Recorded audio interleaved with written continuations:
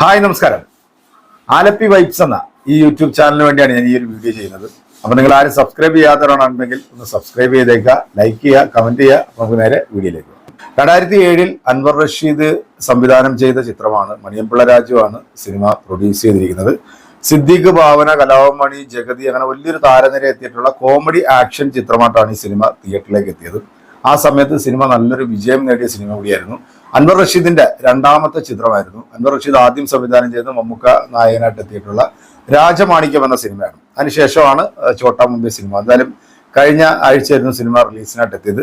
എനിക്ക് കുറച്ച് പ്രശ്നങ്ങളൊക്കെ ഉള്ളതുകൊണ്ട് പ്രോപ്പറായിട്ട് ഒരു സിനിമയും കാണാൻ പറ്റിയില്ല എന്നുള്ളതാണ്. എന്തായാലും ഞാൻ കഴിഞ്ഞ ദിവസമാണ് സിനിമ കണ്ടത്. 4K അറ്റ്മോസിൽ ഇറങ്ങിയിട്ടുള്ള സിനിമ 2Kയിലാണ് ശരിക്കും പറഞ്ഞ സിനിമ കണ്ടത്. അതുകൊണ്ട് തന്നെ ആ 4Kയുടെ ക്വാളിറ്റി എനിക്ക് അത്രയും അങ്ങോട്ട് എഫക്ട് ചെയ്തിട്ടില്ല എന്നുള്ളത്. അപ്പൊ നിങ്ങൾ സിനിമ കണ്ടവരാണെങ്കിൽ അല്ലെങ്കിൽ നിങ്ങൾ സിനിമ കാണാത്തവരാണെന്നുണ്ടെങ്കിൽ നിങ്ങളൊരു 4Kയിൽ തന്നെ പോയി സിനിമ കാണാം.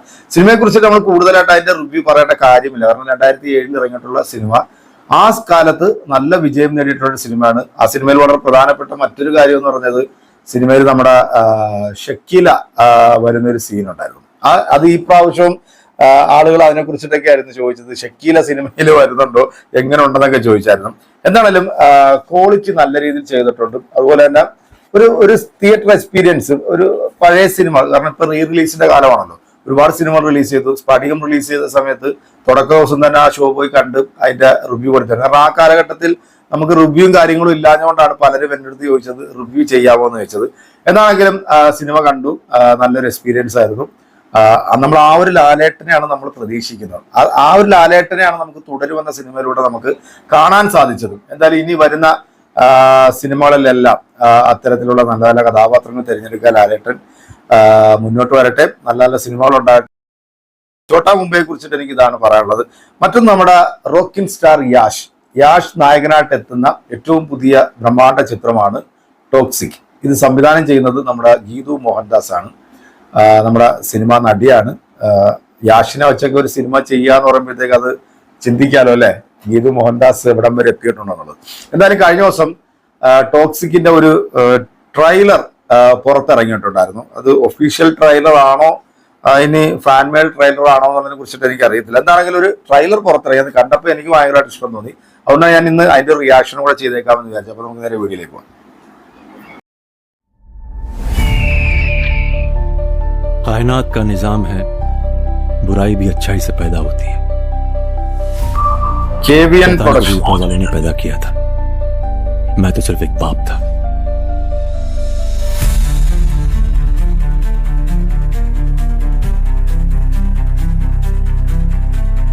बंबई शहर सरकार के हाथ से निकल के हाजी और पठान के हाथ में जा रहा है।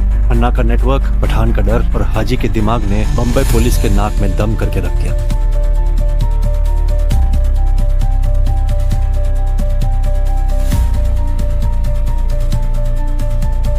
तू साला गली का लोखा हमारी बराबरी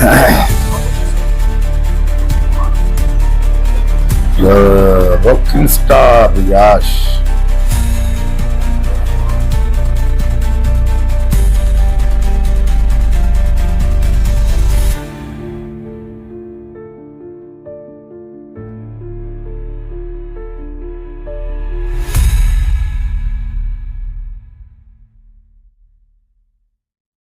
ടോക്സിക്. അപ്പൊ ഇതാണ് ഇപ്പം ട്രെൻഡിങ് ആയിരിക്കുന്നത്. യാഷിന്റെ ഏറ്റവും പുതിയ സിനിമ ടോക്സിക്. അപ്പൊ നമ്മൾ ഈ സിനിമ റിലീസിന് വേണ്ടി കാത്തിരിക്കും. കാരണം ഗീതു മോഹൻദാസ് എന്ന് പറഞ്ഞ നമ്മുടെ മലയാളിയായിട്ടുള്ള, എനിക്ക് ഇത് മലയാളത്തിലൊരു മുത്തോൻ എന്ന് പറയുന്ന സിനിമ ആണെന്ന് തോന്നുന്നു. നിവിൻ പോളി നായകനാക്കിയിട്ട് ചെയ്തിട്ടുണ്ട്. അത്യാവശ്യം നല്ല സിനിമയായിരുന്നു. അപ്പം ഇത്രയും വലിയൊരു സ്റ്റാറിനെ വെച്ചിട്ട് ഒരു പാൻ ഇന്ത്യൻ സിനിമ ചെയ്യുമ്പോഴത്തേക്ക് നമ്മൾ ഗീതു മോഹൻദാസിന്റെ ആ ഒരു ഇന്റർനാഷണൽ നിലവാരത്തിലുള്ള ആ ഒരു ഡയറക്ഷൻ എങ്ങനെ ഉണ്ടെന്നുള്ളൊരു ആകാംക്ഷയിലാണ് പ്രത്യേകിച്ച് മലയാളികൾ. എന്തായാലും കാത്തിരിക്കാം. യാഷിന്റെ വലിയൊരു ഇടവേളയ്ക്ക് ശേഷമാണ് ടോക്സിക് സിനിമ തിയേറ്ററിലേക്ക് എത്താനായിട്ട് തോന്നുന്നത്. അപ്പൊ ഈ ട്രെയിലർ ഒഫീഷ്യലി ആണെന്നുണ്ടെങ്കിൽ പോലും അത് കണ്ടപ്പോൾ എനിക്ക് പേഴ്സണൽ എന്തായാലും അത് ഇഷ്ടപ്പെട്ടു. ഇതിന്റെ ഒരു ട്രെയിലർ യാഷിന്റെ ബർത്ത്ഡേയുമായി ബന്ധപ്പെട്ടിട്ട് ഒരെണ്ണം ഇറങ്ങിയതായിരുന്നു. അതും ഗംഭീരമായിട്ടുള്ള ഒരു മേക്കിംഗ് തന്നെയാണ്. എന്തായാലും നമുക്ക് കാത്തിരിക്കാം. അപ്പം എൻ്റെ പ്രിയപ്പെട്ട പ്രേക്ഷകർ ആവശ്യപ്പെട്ട അനുസരിച്ചിട്ടാണ് നമ്മൾ ചോട്ടാ മുംബൈ എന്ന സിനിമയുടെ ഒരു ചെറിയൊരു എക്സ്പീരിയൻസ് പറയുന്നത്. അപ്പം ഈ 2 വീഡിയോ നിങ്ങൾക്ക് ഇഷ്ടപ്പെട്ടിട്ടുണ്ടെങ്കിൽ നിങ്ങളുടെ വലിയൊരു അഭിപ്രായം കമന്റുള്ളവർക്ക് അടുത്തൊരു വീഡിയോ ആയിട്ട് വീണ്ടും കാണാം. അതിലേക്ക് എല്ലാവർക്കും